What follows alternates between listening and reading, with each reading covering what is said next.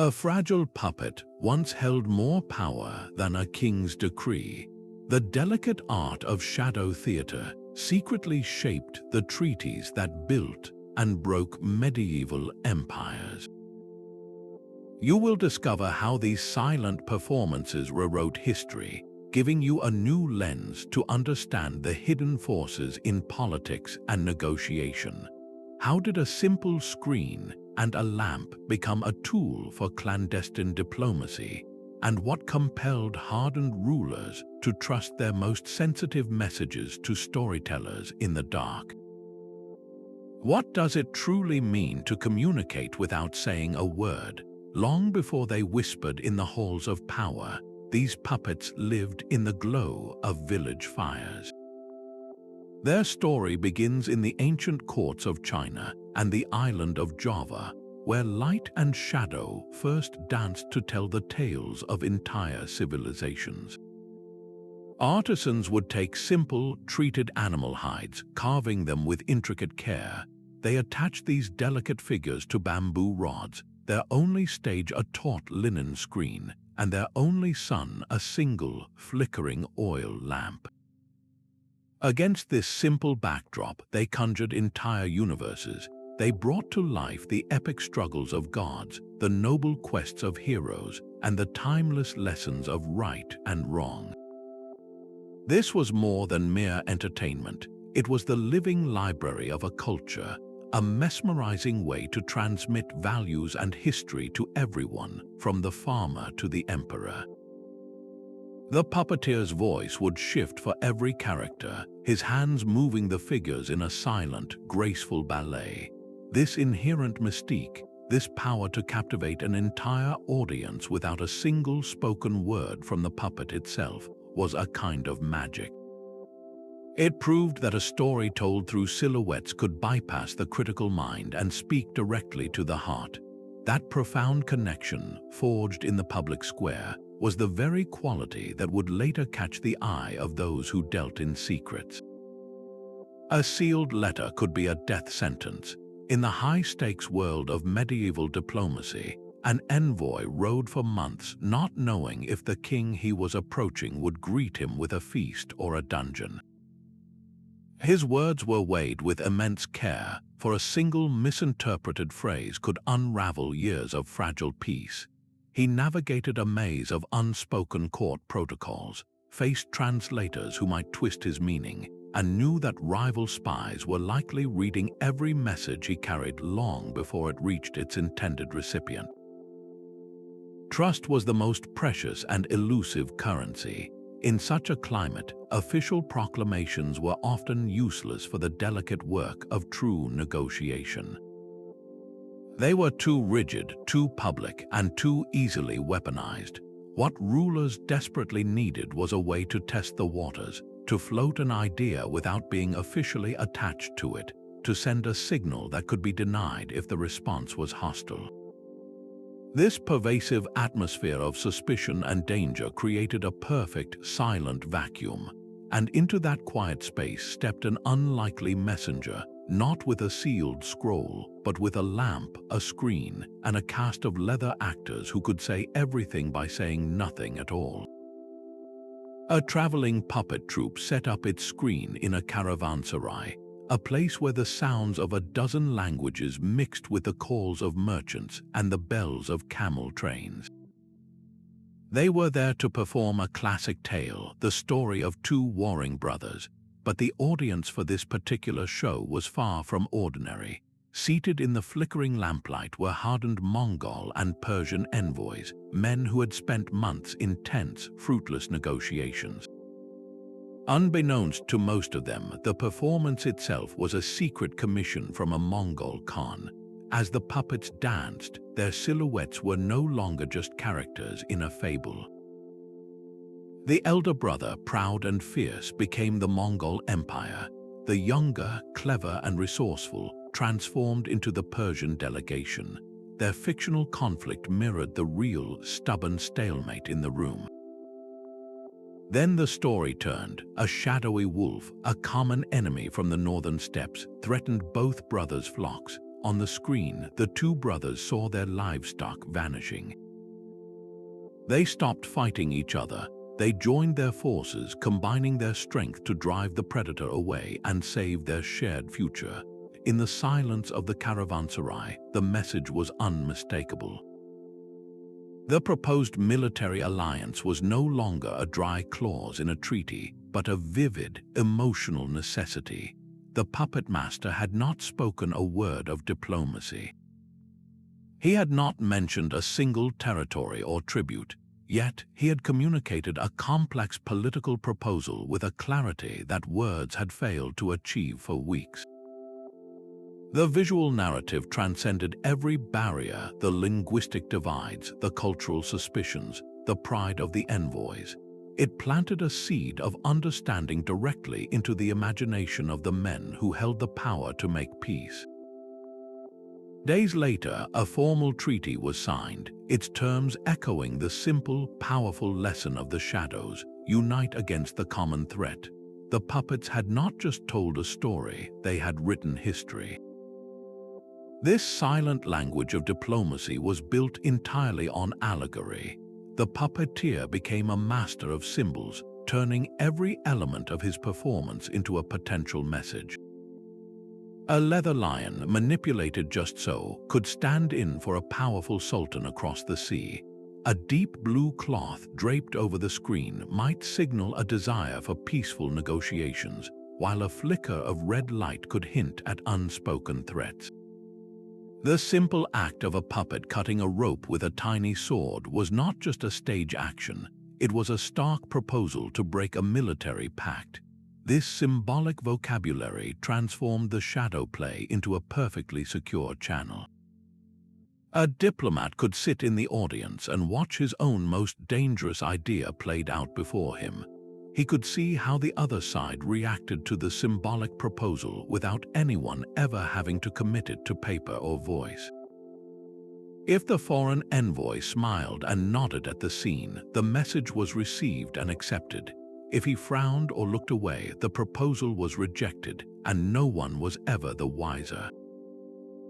The puppet master himself was often just a hired instrument, unaware of the true weight of the symbols he was manipulating. The real conversation happened in the shadows between the few people who understood the code. They were watching a children's fable on the surface, but beneath it, they were negotiating the fate of cities. How did this intricate code even come to be, and who held the keys to understanding it? A single performance in a caravanserai was one thing, but this silent language of leather and light soon found its way into the very heart of imperial power. In the opulent halls of Constantinople, where marble gleamed under the light of 1,000 lamps, a Byzantine emperor prepared a very different kind of state dinner. His guests were a delegation of shrewd Venetian merchants, men whose wealth and naval power gave them immense leverage. The air was thick with unspoken tension, with the Venetians pushing for trade concessions that would bleed the imperial treasury dry. The emperor could not afford to refuse them outright, nor could he appear weak. So after the feast, as the wine flowed, the entertainment began. A linen screen was unfurled, and the flicker of lamplight cast the first silhouettes. A magnificent lion, noble and proud, took center stage. Everyone understood this was the emperor. Then came the foxes, sleek and cunning, who flattered the lion and spoke of mutual benefit, all while their eyes darted toward his treasure.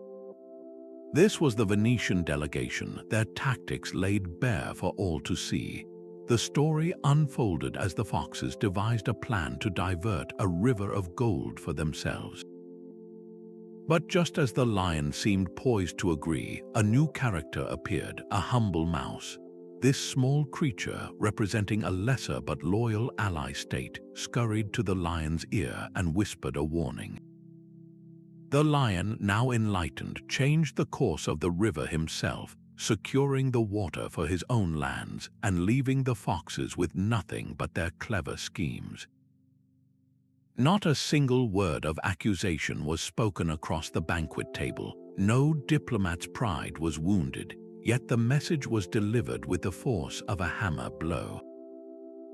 The emperor was not fooled. He knew their game, and he had powerful friends they had not accounted for. The entire negotiation shifted in that moment.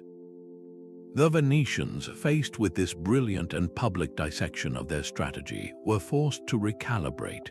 The theatrical warning, wrapped in the harmless guise of a fable, had rebalanced the scales of power without a single breach of protocol. It proved that the most sophisticated courts in the world had adopted the puppeteer's art, turning stories into strategic weapons. But the man behind the screen was often a spy. These puppetmasters were not wandering minstrels with simple tales. Many were highly educated individuals, former monks, scholars, or court scribes who understood the intricate machinery of politics and history. Their profession granted them a perfect cover for espionage. A traveling theater troupe was a common sight, welcomed everywhere from the dusty caravanserai to the royal courtyard. No one suspected the man packing his leather figures of being a keen observer of everything from local gossip to the number of soldiers on the city walls. While performing a fable for a duke, the puppeteer could note the duke's cough, the tension among his advisors, or the disrepair of the castle fortifications. He could linger in a town for days, his ears open in the taverns, learning about crop failures that might cause unrest or hearing the common soldiers complain about their pay. This stream of raw, unfiltered information was a treasure trove for the patron who had secretly commissioned his journey. So when the puppeteer returned to deliver his coded performance, he brought back two reports. The first was the allegorical play itself, carrying its diplomatic message. The second, delivered in a private audience, was a verbal account of everything he had seen and heard. He could tell his patron if a rival lord was popular or despised, if his army was well supplied or starving, and whether the people were ready for war or desperate for peace. This intelligence layer made the puppetmaster a dual-edged weapon. He was not just a messenger, he was a set of eyes and ears, using his art as a passport to gather the secrets that made his silent diplomacy so devastatingly effective. How could a ruler ever trust a public performance again, knowing the storyteller in the shadows might also be the one counting his guards?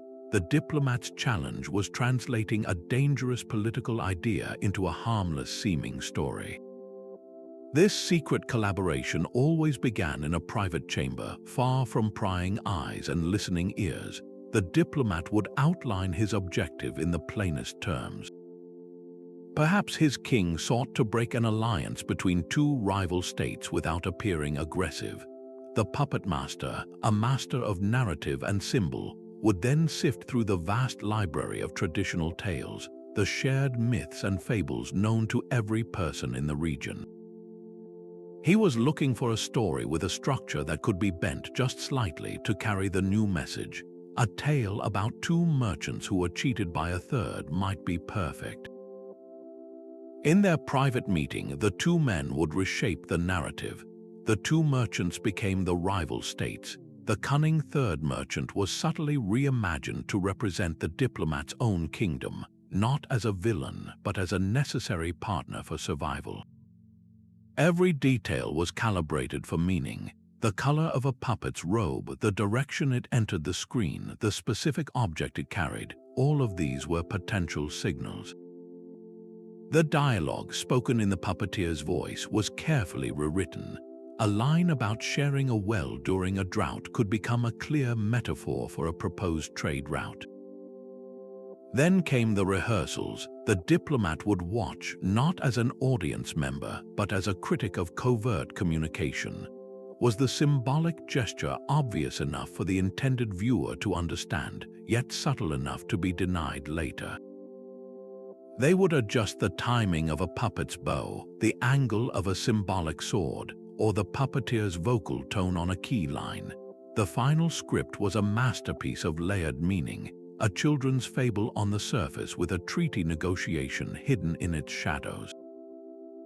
It was a testament to how deeply story was woven into the fabric of their world, a common language that could be used to say the unsayable. But this silent power did not only prevent wars between empires, it could also stop a kingdom from tearing itself apart from within. In a North African sultanate, the aging ruler watched with despair as his two sons turned the court into a battleground. Each prince had his own faction of supporters, his own claim to legitimacy, and the air in the palace grew thick with whispers of betrayal and the grim prospect of civil war. The Sultan, desperate to preserve his legacy and the lives of his people, bypassed his quarreling advisors and summoned a man known only for his stories. The court held its breath as the puppetmaster set up his screen in the grand hall, the assembled nobles and the two rival brothers taking their seats in tense silence. The tale he performed was an ancient one, a story of a kingdom split between two princes. On the linen screen, the silhouettes of the two brothers argued over their inheritance, dividing the land, the armies, and the treasury. As they did, their fictional kingdom on the screen grew visibly weaker. The fields turned brown and barren, the silhouette cities crumbled, and dark, shapeless figures representing invaders and famine crept in from the edges. The ruin was palpable and complete. Then a new character appeared, a mystical sage bathed in a soft, white light. He did not scold the princes, but instead showed them a vision. The same kingdom appeared again, but this time it was whole. The fields were lush, the cities bustled with trade, and the people were joyful. The two princes stood side by side, not as rivals, but as co-stewards of this prosperity, their combined strength having forged a golden age. The emotional impact in the hall was immediate and profound. Court chroniclers later wrote that both real-life brothers were moved to tears, seeing their own destructive path mirrored so clearly in the fate of the leather figures. The fictional tragedy and the radiant vision of what could be bypassed all their political arguments and pride. It spoke directly to their duty as sons and future rulers. In the quiet that followed the performance, the Sultan did not need to utter a single command. The shared emotional experience had done the work for him.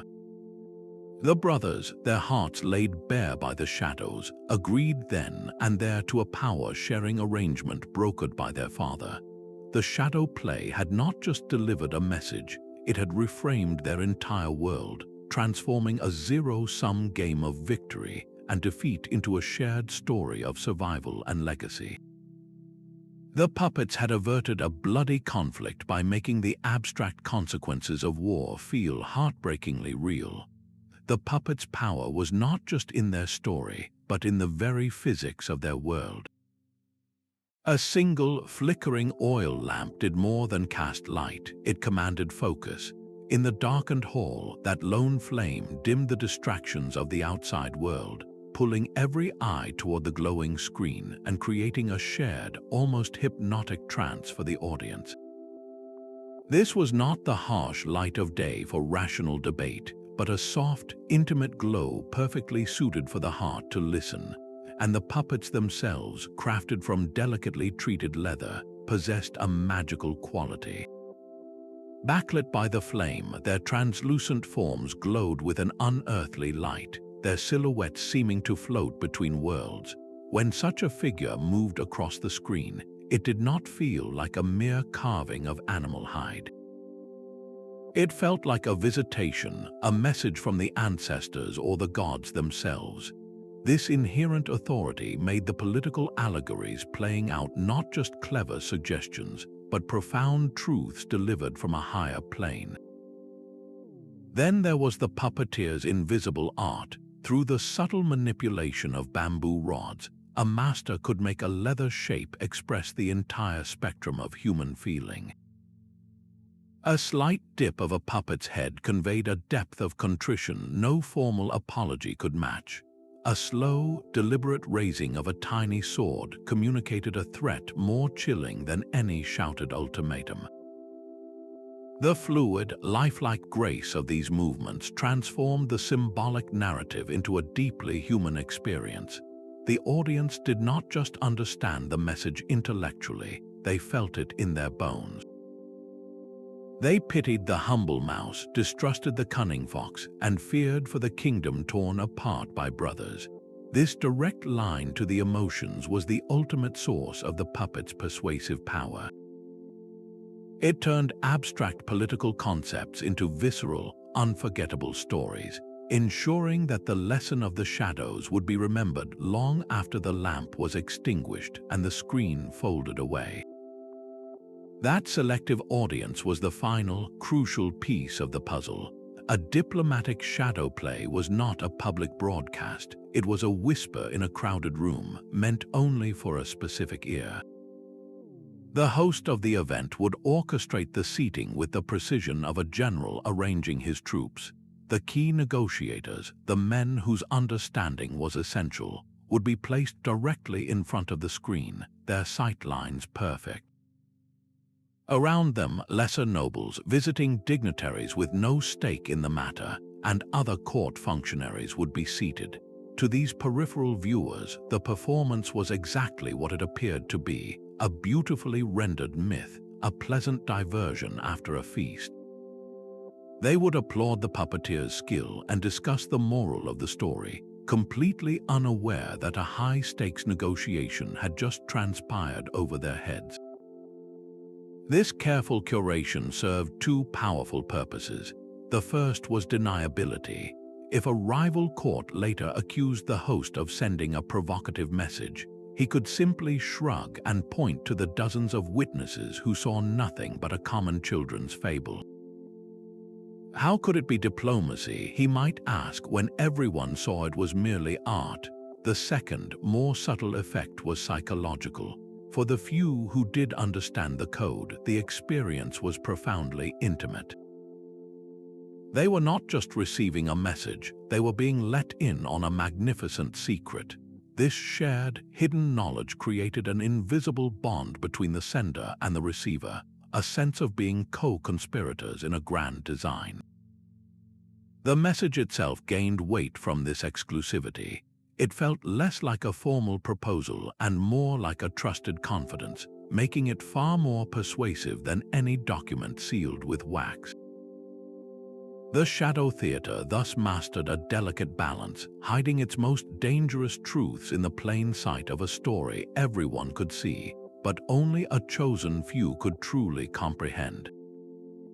Even the hallowed corridors of the Vatican understood the power of this silent persuasion.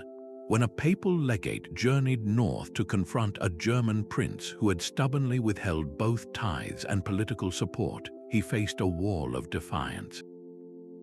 Theological arguments and threats of excommunication had failed, so the legate, a man well versed in the art of indirect communication, commissioned a performance. The chosen story was the parable of the prodigal son, a tale known to every Christian soul in the realm. On the surface, it was a familiar and pious entertainment. But the narrative was carefully reshaped. The father figure, generous and forgiving, was a clear stand-in for the Holy Mother Church.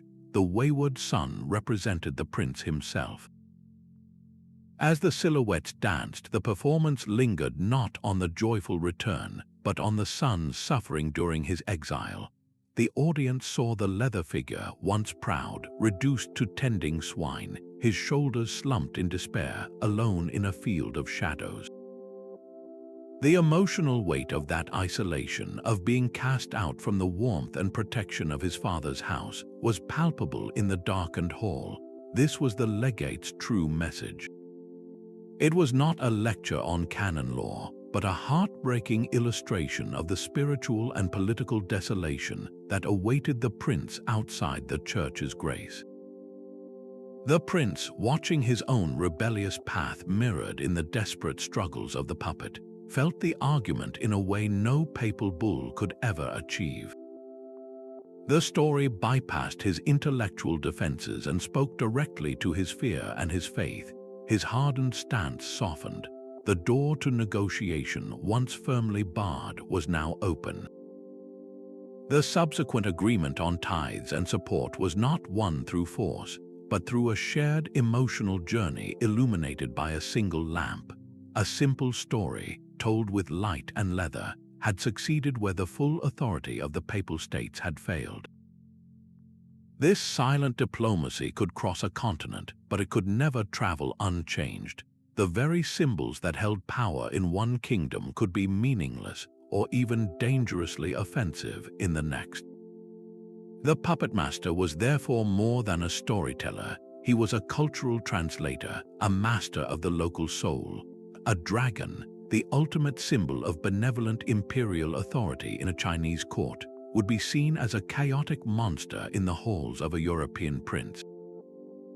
To deliver the same message of a ruler's strength, the puppeteer would have to replace the dragon's sinuous form with the bold silhouette of a heraldic eagle. The entire narrative framework had to be rebuilt from the ground up. The story of a filial son's sacrifice, a cornerstone of diplomatic allegory in Confucian societies, would fall on deaf ears in a culture that prized warrior individualism. There, the puppeteer would reach for a local epic, perhaps the tale of a lone hero making a strategic alliance with a former enemy to survive a great winter. The core diplomatic idea, the proposal for a truce, remained identical, but the characters, the setting, and the moral lens through which the audience understood the action were all meticulously swapped out. This was not a dilution of the art, but its highest expression.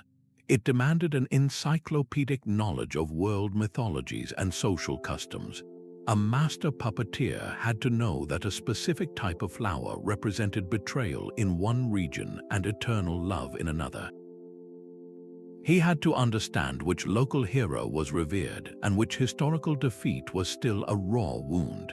This brilliant, flexible adaptation was the Shadow Theater's true superpower. It allowed a single, powerful technique, the use of narrative to bypass political resistance, to be woven into the fabric of civilizations that otherwise shared no common language, no common gods, and no common history. The same flickering lamp could illuminate a screen in a Javanese temple, an Ottoman palace, or a German castle, and in every one it told a story that felt uniquely and profoundly local, all while whispering the same universal language of power. A king's treasury would open wide for these masters of the shadows. Funding a diplomatic puppet performance was not patronage for the arts, it was a direct and calculated investment in statecraft. The fee paid to a master puppeteer far exceeded the cost of a simple village show, for it purchased so much more than a story. This sum covered the absolute secrecy of the commission, the puppeteer's long and often dangerous travels across hostile borders, and the immense personal risk he carried. If his true purpose was discovered, he would not be hailed as an artist but treated as a spy. Some of the most skilled troops were not wandering freelancers at all. They were effectively kept on a generous retainer by powerful merchant guilds or royal houses, becoming a permanent, deniable asset in the diplomatic arsenal, ready to be deployed at a moment's notice. So why did they pay so much? Because the return on this investment was astronomical. Consider the cost of a single year of war, the drain on the royal coffers to supply an army, the lost revenues from trade routes choked by conflict.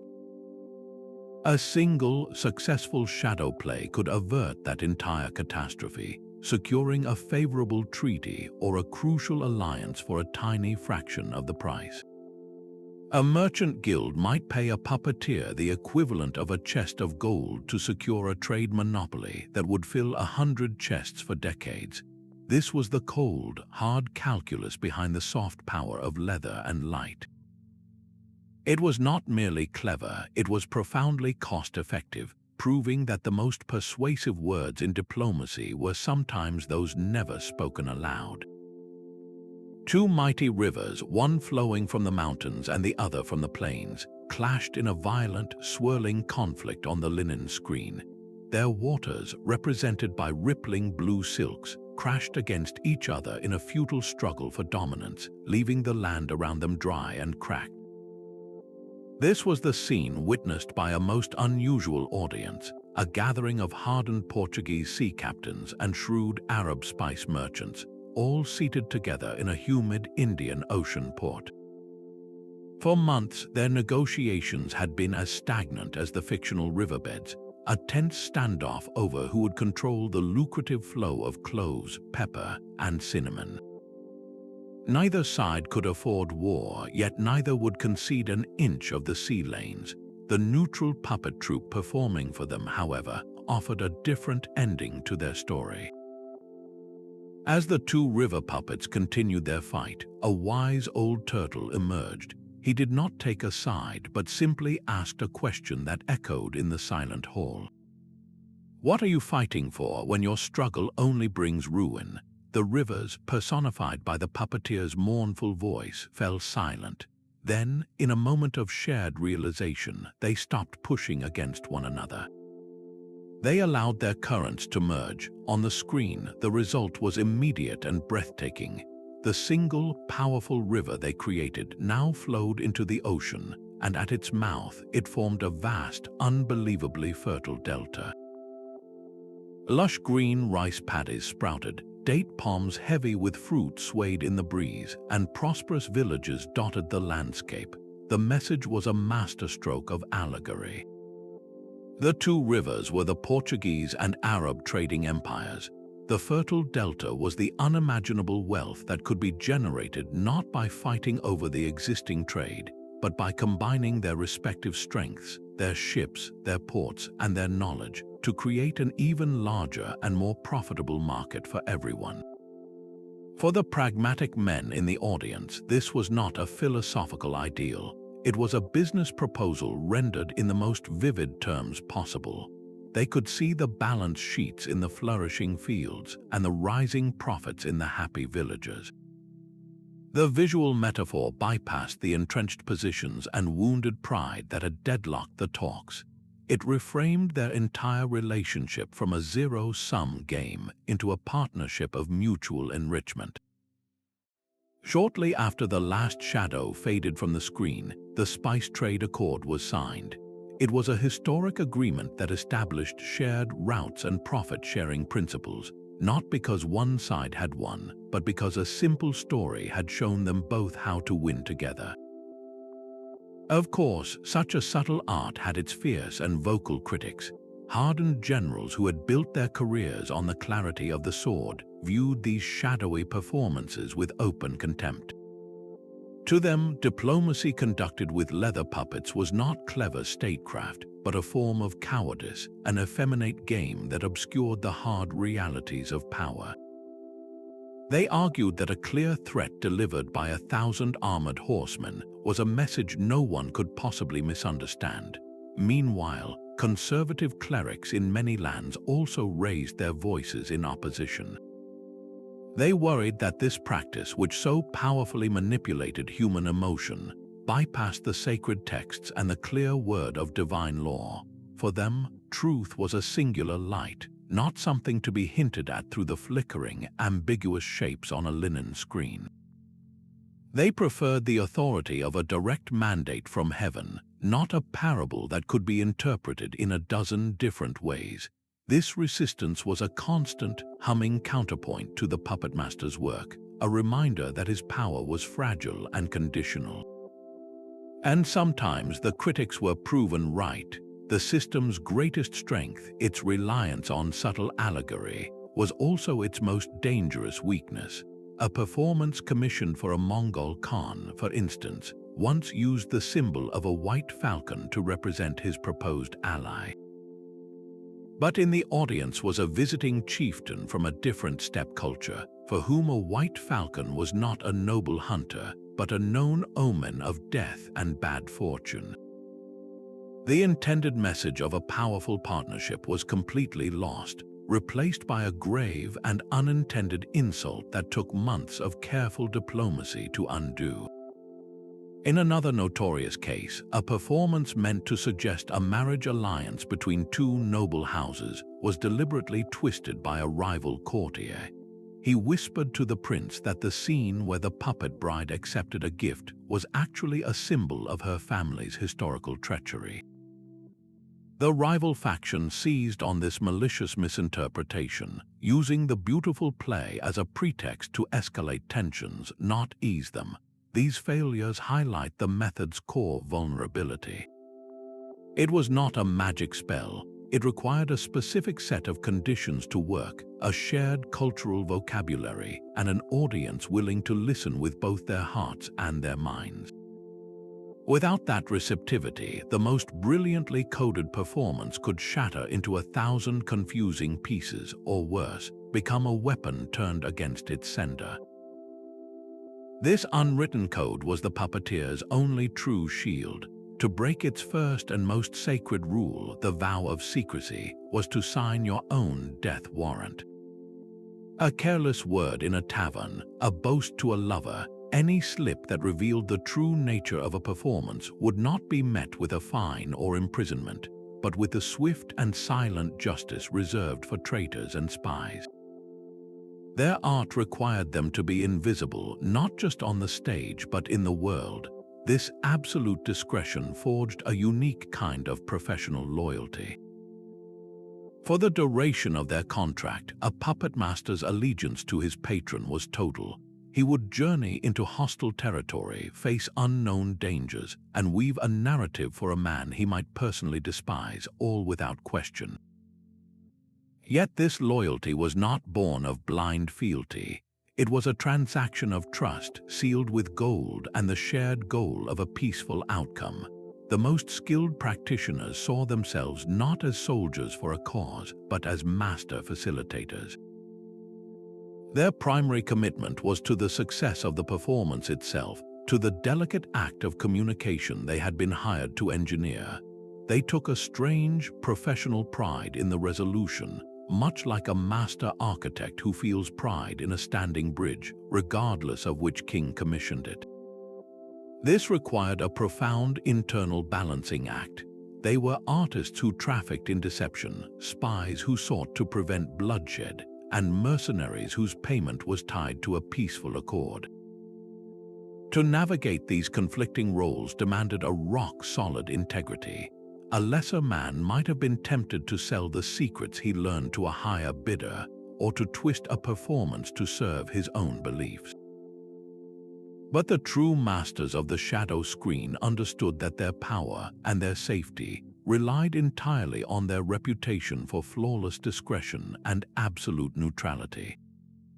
They were the silent gears in the great clock of diplomacy, essential to its function, yet never seen and never heard.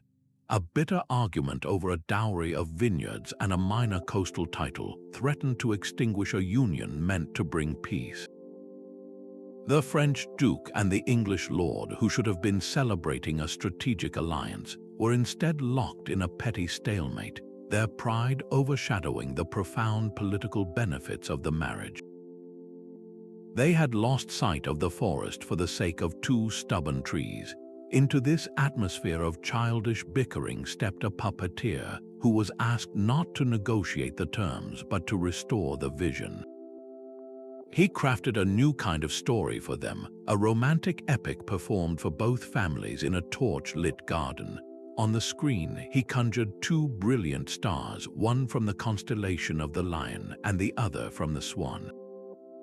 They shone in separate parts of the heavens, lonely and distant.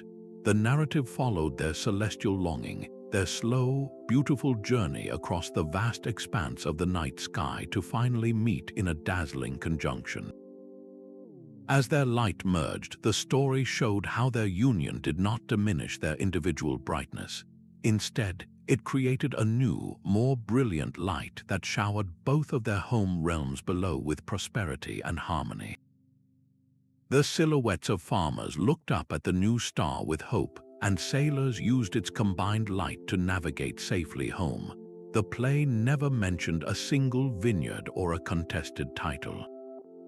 It spoke only of destiny, of shared light, and of the greater good that their union would create for everyone they ruled. The effect was transformative. The bickering families who had spent weeks arguing over lists of property were suddenly reminded of the epic scale of what they were trying to build. They were not just haggling over a transaction, they were forging a legend. The practical details, which had seemed so insurmountable just hours before, were now revealed for what they were: minor administrative details in a much grander story. The emotional reset was immediate and complete. The very next day, the lawyers for both sides reported a newfound spirit of cooperation. The dowry was settled, the titles were assigned, and the marriage contract was signed with a genuine sense of shared purpose. The puppets had succeeded where diplomats had failed because they did not address the dispute. They made the dispute feel trivial, replacing it with a shared dream so vivid and compelling that the old argument simply melted away in its light. The shadow screen has folded, but its principles still whisper in the corridors of power. We no longer negotiate with leather puppets, yet the core idea of communicating through shared stories remains a vital diplomatic tool. Think of a modern state dinner, not in a torch-lit hall, but under the glittering chandeliers of a presidential palace. The carefully selected musical performance that evening is never an accident. It might be a piece composed by an artist from both visiting nations, a subtle symphony of unity played before a single word about trade is spoken. Or consider the symbolic weight of a gift exchanged between leaders, an artifact chosen not for its monetary value, but for the deep cultural resonance it carries, telling a story of respect and shared history far more eloquently than any press release. These gestures are our era's shadow plays. They are calculated, culturally attuned performances designed to build a foundation of human connection upon which the brittle architecture of formal negotiation can safely rest. A joint space mission named after a figure from ancient mythology common to both countries is more than a scientific venture. It is a grand allegory for a shared future, a modern-day parable about reaching for the stars together. Even a curated film festival showcasing movies about environmental stewardship can serve as a soft, powerful signal of a nation's priorities, inviting collaboration without the political risk of a direct demand. This is the enduring legacy of the Puppetmasters. They proved that the most stubborn political deadlocks are often broken not by louder arguments, but by a better story, one that allows all parties to see their reflection in a shared, hopeful narrative. The most persuasive ideas are the ones we believe we have discovered for ourselves. A shadow play's power resided in this beautiful paradox. It presented a narrative, but it never handed over a direct command. The audience was not a passive recipient of a decree. They became an active partner in the creation of meaning. Watching the two brothers unite against the wolf or the rivers merge into one, the diplomat in the crowd had to complete the circuit. His own mind had to connect the symbolic action on the screen to the real-world stalemate in his negotiations. That moment of personal realization, that quiet click of understanding, was everything. The proposal to form an alliance did not feel like an external demand from a rival. It felt like his own brilliant insight, an inevitable conclusion drawn from a story everyone could see. This sense of ownership over the idea forged a far deeper commitment than any signed parchment could ever achieve. The Puppetmaster's genius was his ability to set the stage for this discovery without ever appearing on it.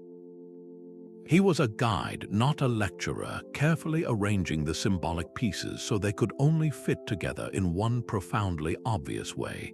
He understood that you cannot force a man to change his mind, but you can lead him to a place where he changes it himself.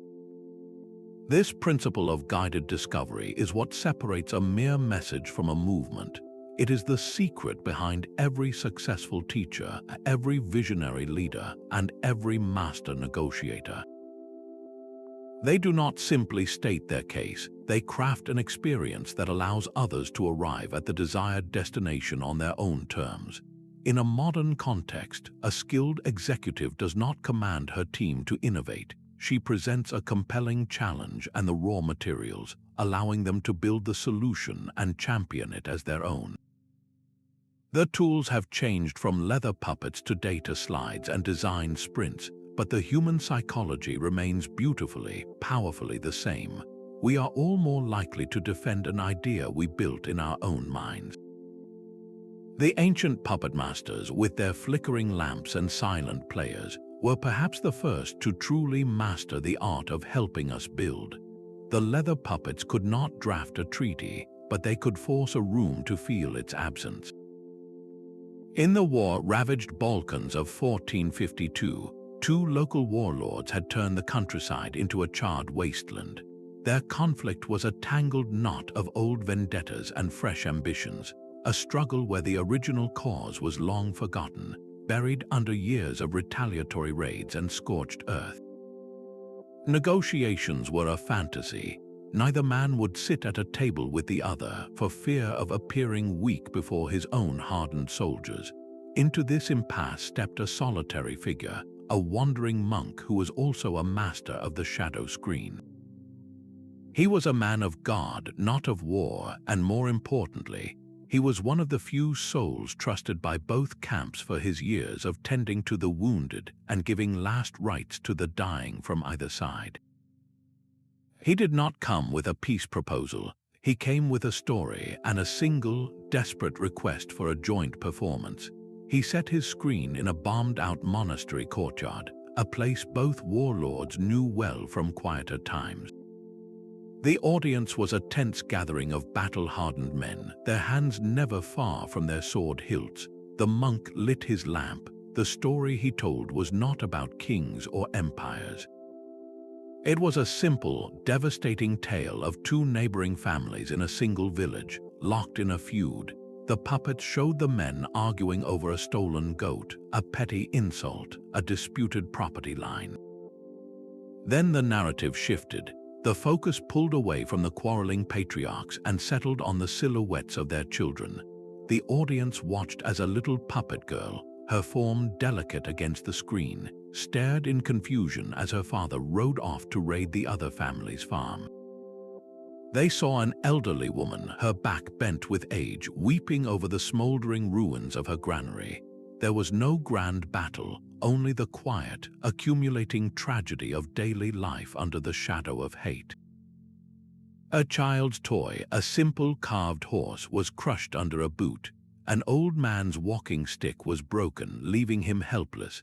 The monk's voice remained soft, narrating not with accusation, but with a profound, heartbreaking sorrow. He offered no political solution. His play provided no map for dividing territory or a plan for sharing resources. It offered only a mirror held up to the warlords, reflecting the very real human consequences of their abstract conflict. The raw emotional truth of those silent, suffering silhouettes bypassed every defense. It was impossible to see the puppet child shivering in the ruins of her home and not think of the actual children in the valleys these men controlled. The hardened fighters in the audience, men who had faced enemy charges without flinching, found themselves unable to look at the screen.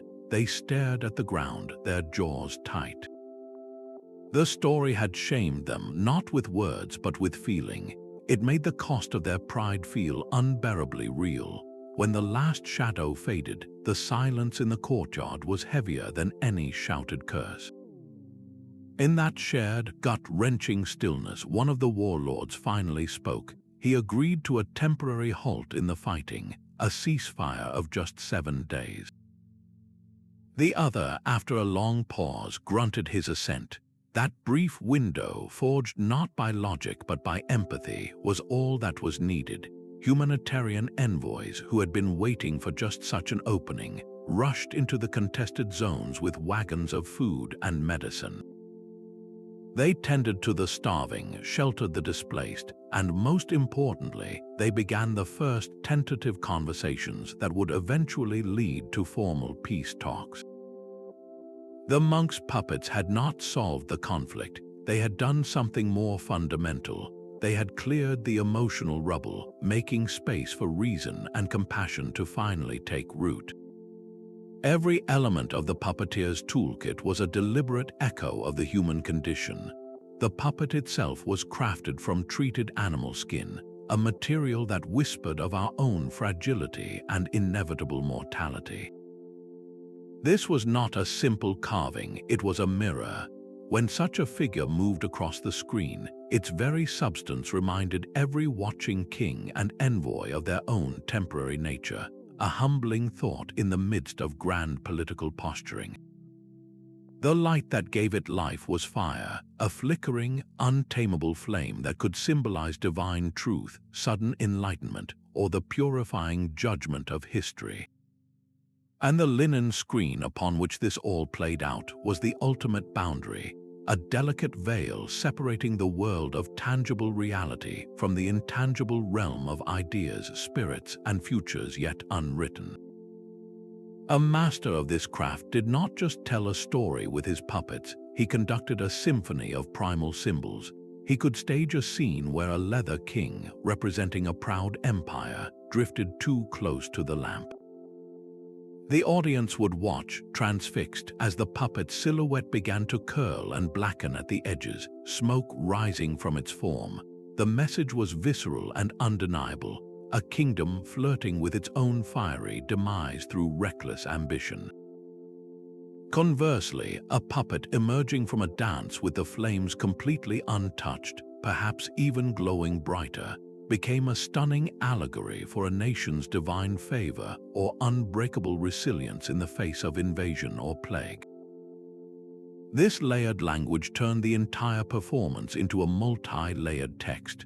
The narrative was the first, most obvious layer. The specific allegorical characters were the second. But the very physics of the show, the interaction of skin, flame, and veil, formed a third, deeper stratum of meaning that resonated on a nearly subconscious level. The medium was not just a vehicle for the message, it was an essential, powerful part of the message itself, speaking a silent, ancient tongue that every heart instinctively understood. But the age of whispering shadows could not last forever. A new technology emerged in the 15th century, one that prized clarity above all else: the printing press.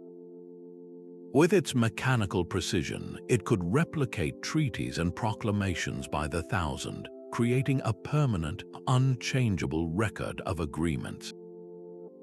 This was the birth of modern diplomacy, a world of standardized language, formal embassies, and legally binding documents signed in triplicate. The ambiguous, fluid language of the shadow screen, once its greatest strength, was now seen as a dangerous liability. How could you hold a flickering silhouette accountable?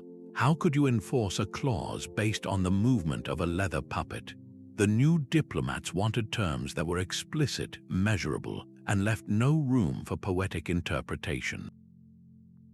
Then came the Enlightenment, a philosophical revolution that championed cold, hard reason over emotional allegory. For thinkers of this new age, truth was something to be debated openly in the light of day, not hinted at through superstitious tales in a darkened hall. The very idea that a political proposal should be wrapped in the costume of a children's fable seemed not just old-fashioned, but intellectually dishonest.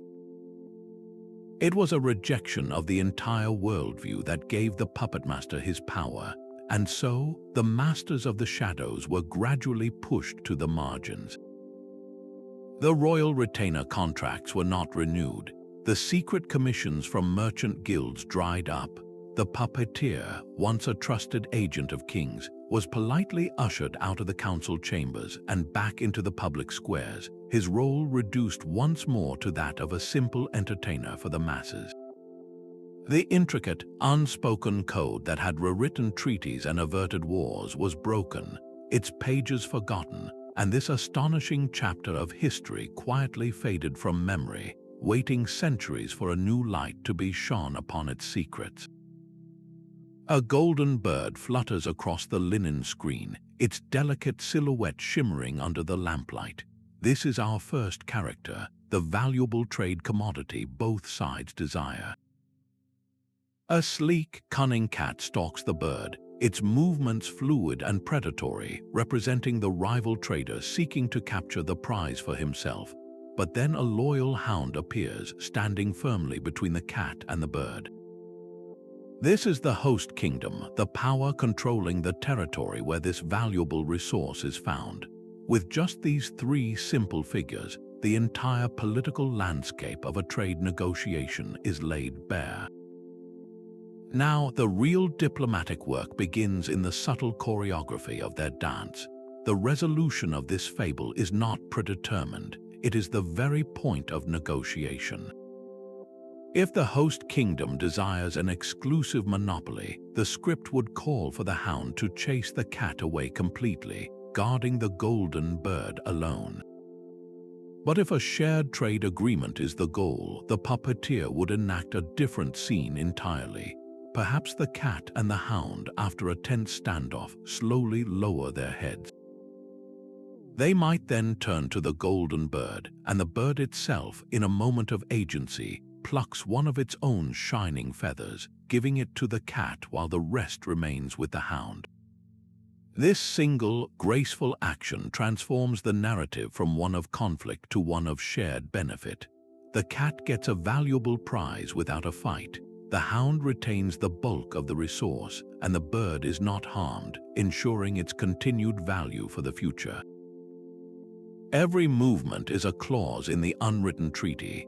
The angle of the hound's head, whether it snarls or wags its tail, the distance the cat is allowed to approach, all of these details were debated and refined in that secret chamber between the diplomat and the puppeteer.